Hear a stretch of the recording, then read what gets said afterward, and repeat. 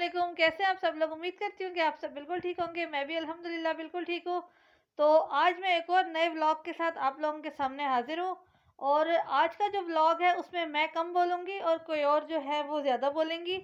तो उन्हीं का इंसिडेंट मैं आपके साथ शेयर करूँगी और उन्हीं की ज़बानी कि उनके साथ ऐसा क्या हुआ था कि उन्होंने अपना जो सा मज़हब है वो तब्दील किया। और वो मेरी बहुत अच्छी जानने वाली हैं, बहुत पुरानी मेरी जानने वाली हैं। एक बार पहले भी मैं उनका ये व्लॉग शेयर कर चुकी हूँ स्टार्ट में। तो मैंने सोचा कि मैं क्यों ना आज दोबारा इनका ये व्लॉग मैं दोबारा शेयर करूँ, ताकि जो मेरी नई ऑडियंस है उनको पता चल सके कि वो कौन है और किस तरह से अपना मज़हब छोड़कर दायरा इस्लाम में दाखिल हुई हैं। तो उम्मीद करती हूँ कि आप लोग मेरा ये व्लॉग एंड तक देखेंगे और प्लीज़ मुझे इसका बहुत अच्छा फीडबैक दीजिएगा। और अभी जब जो नेक्स्ट क्लिप होगा उसमें आप उन्हीं की बात सुनेंगे और उन्हीं की ज़बानी सुनेंगे। मुझे दीजिए इजाज़त, अपना बहुत सारा ख्याल रखिएगा। अब मैं आपसे मिलती हूँ नेक्स्ट क्लिप में, जहाँ पे वो आपको अपनी स्टोरी सुनाएंगी और अपना पूरा इंसिडेंट आपके साथ शेयर करेंगी। मेरा नाम आर्या नुसरत है और मेरा ताल्लुक जो है वो फैसलाबाद के एक छोटे से गांव 194 रेबे लाठियावाला से है। और मेरी जो तालीम है वो है BS ऑनर्स इंफॉर्मेशन टेक्नोलॉजी। मैं पैदाइशी कादियानी थी और अल्हम्दुलिल्लाह 1 साल पहले अल्लाह ताला ने मुझे हिदायत दी और मैंने इस्लाम कबूल कर लिया और अल्हम्दुलिल्लाह मैं मुसलमान हूँ। हमारे खानदान में जो कादियानियत है वो मेरे दादा जो है उनकी वजह से आई। मेरे दादा वो लोग 2 भाई थे, फतेह मोहम्मद और हुसैन मोहम्मद। वो हिंदुस्तान के जिला अमृतसर के रहने वाले थे। वहां से वो लोग हिजरत करके पाकिस्तान आए और पाकिस्तान आने के बाद उन्होंने फैसलाबाद का जो इलाका है छोटा लाठियावाला, यहाँ पे रहाइश इख्तियार कर ली और यहाँ पे इन्होंने कादियानियत कबूल की और उसके बाद कादियानियत की जो तबलीग थी उसको करना शुरू कर दिया। तो मेरे वालिद की जो शादी है वो 61 चक बेदियावाला में हुई और जो मेरी वालिदा थी वो भी पैदाइशी कादियानी थी और वो भी अपने उस गांव में यानी कि 61 चक में वो भी कादियानियत की जो तबलीग थी वो किया करती थी। शादी के बाद भी उन्होंने ऐसा ही किया कि कादियानियत की तबलीग करना शुरू कर दी और वैसे ऐसी परवरिश जो है उन्होंने मेरी बहनों की।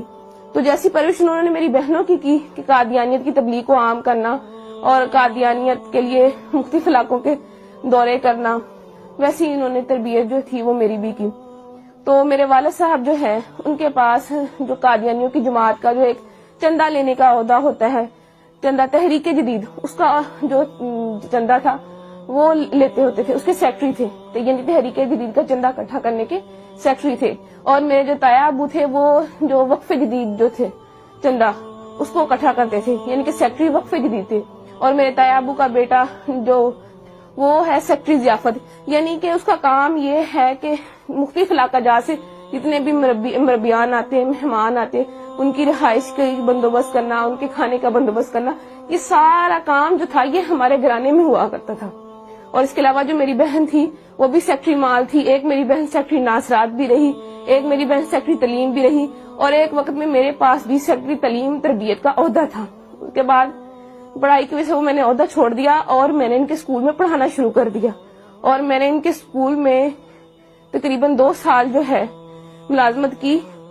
फैसलाबाद में मैं इनकी बेहतरीन डिबेटर थी। फैसलाबाद की तरफ से सिलेक्टिवली यानी कि पूरे फैसलाबाद को रिप्रेजेंट करने के लिए मैं एक दफा चनाब नगर गई तकरीरी मुकाबले में। वहां वो जो मुकाबला था उसमें मेरी दूसरी पोजीशन आई।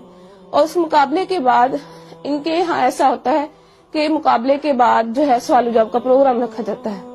उस सवाल जवाब के प्रोग्राम में मैंने इनका जो खलीफा है, मौजूदा खलीफा मिर्जा मसरूर, उसकी बहन जो थी उससे मैंने सवाल किया कि मिर्जा कादियानी जो है उसने अपनी किताब में लिखा है कि मैंने ख्वाब में देखा कि कुरान करीम में कादियान का नाम इस्तेमाल हुआ है, यानी कुरान करीम में कादियान का लफ्ज आया है। तो मेरा आपसे ये सवाल है कि मुझे दिखाया जाए कि कुरान करीम में कहाँ कादियान का लफ्ज इस्तेमाल हुआ है। तो ये मेरा जो सवाल था वो पर्ची पे लिख के मैंने उसको भेजा। तो जब उस सवाल की बारी आई तो उसने जब सवाल खोला तो उसके पास सवाल का जवाब ना था और वो पूछने लगे कि किसने ये सवाल जो है किया है। इसके बाद एक और लड़की ने सवाल किया तो मिर्जा मसरूर की बहन के पास उसका भी जवाब कोई ना था। तो इनकी हटदर्मी देख लें कि बजाय ये मानने के कि उस लड़की को या मुझे ये कह देती कि मेरे पास इस सवाल का जवाब नहीं है, मैं बाद में आपको कंसल्ट करके पढ़ के रीड करके मैं आपको इसका जवाब दे दूंगी, کہنے لگی, آگے سے لڑنا شروع ہو گئی. ایک ان کی قادیانیوں کی اتنی بہت بڑی مبلغہ بن کے آگے سے لڑنا شروع ہو گئی کہ اگر تمہیں زیادہ پتا ہے تو تم میری کرسی پہ آ جاؤ, تم آ کے لوگوں کو سمجھانا شروع کر دو, ایسے ہے ویسے ہے. تو اس وقت ساتھ میری جو بڑی بہن, میں نے ان کو بتایا, میں نے کہا دیکھ لیں یہ جو سوال ہے کہ قادیان کا لفظ قرآن کریم میں کہاں استعمال ہوا ہے, یہ میں نے لکھ کے بھیجا ہے, ان کے پاس اس سوال کا جواب نہیں ہے. تو میری بہن حیران ہو گئی اور مجھ سے پوچھنے لگی کیا واقعی میں ایسا ہے. میں نے اس کو بتایا جی بالکل ایسا ہے. اس کے بعد میں نے اس کو اور بھی سوال پوچھے, اپنی بہن سے پوچھے. میں نے کہا جب میں یونیورسٹی میں پڑھتی ہوں تو لڑکیاں مجھ سے سوال کرتی ہیں, ان میں سے کچھ سوال میں نے ان کو بتایا. میں نے ان کو کہا میرا غلام احمد قادیانی, اس نے اپنی کتاب میں لکھا ہے ہم مکہ میں مریں گے یا مدینہ میں, اور حالانکہ مرزا صاحب کی جو وفات ہے وہ تو لاہور میں ہوئی تھی اور ان کو دفنایا قادیان میں گیا. تو میری بہن کہنے لگی کیا واقعی لکھا ہوا؟ میں نے کہا ہاں لکھا ہوا. میں نے کہا پھر جو ہے انہوں نے اپنا ایک کشف جو ہے اس میں لکھا ہوا ہے کہ میں نے خواب میں دیکھا کہ میں خود خدا ہوں اور میں نے یقین کر لیا میں وہی ہوں. تو کہنے لگی کیا واقعی مرزا صاحب نے اپنی کتاب میں ایسا لکھا ہے؟ تو میں نے اس کو بتایا, میں نے کہا ہاں فلاں فلاں کتاب میں فلاں فلاں جگہ پہ لکھا ہوا ہے. تو وہ بڑی پریشان ہوئی. پھر اس کے بعد جب میں واپس گاؤں آئی, میں نے اپنے گھر والوں سے آ کے بھی اس کا تذکرہ کیا.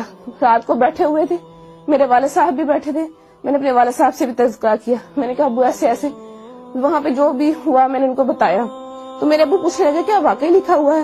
اس کے علاوہ پھر میں نے ان کو اور بھی حوالات دیے, جیسے کہ مرزا صاحب نے مسلمانوں کو گالیاں دی ہیں, یا مرزا صاحب نے یہ کہا ہے کہ اللہ تعالیٰ نے میرے گھر پیدا ہونا ہے. تو یہ باتیں ساری سن کے میرے ابو بہت پریشان ہو گئے. اس کے بعد جو تھا میری امی نے وہ ہمیں اس ٹاپک پہ بات کرنے سے منع کر دیا. میرے اسلام قبول کرنے کی وجہ کچھ یوں بنی کہ میں نے تعلیم مکمل کرنے کے بعد ایک اسکول میں جو ہے بطور ٹیچر انٹرویو دیا اور وہاں میری سلیکشن ہو گئی. ایک دن ہم بریک کے وقت بیٹھے ہوئے تھے تو اچانک مذہبی گفتگو جو تھی وہ شروع ہو گئی. تو ہمارے اسکول کے جو پرنسپل صاحب تھے انہوں نے قادیانیت کے موضوع پہ بات کرنا شروع کر دی. تو چونکہ میں قادیانی تھی تو میں نے بھی اس میں حصہ لینا شروع کر دیا.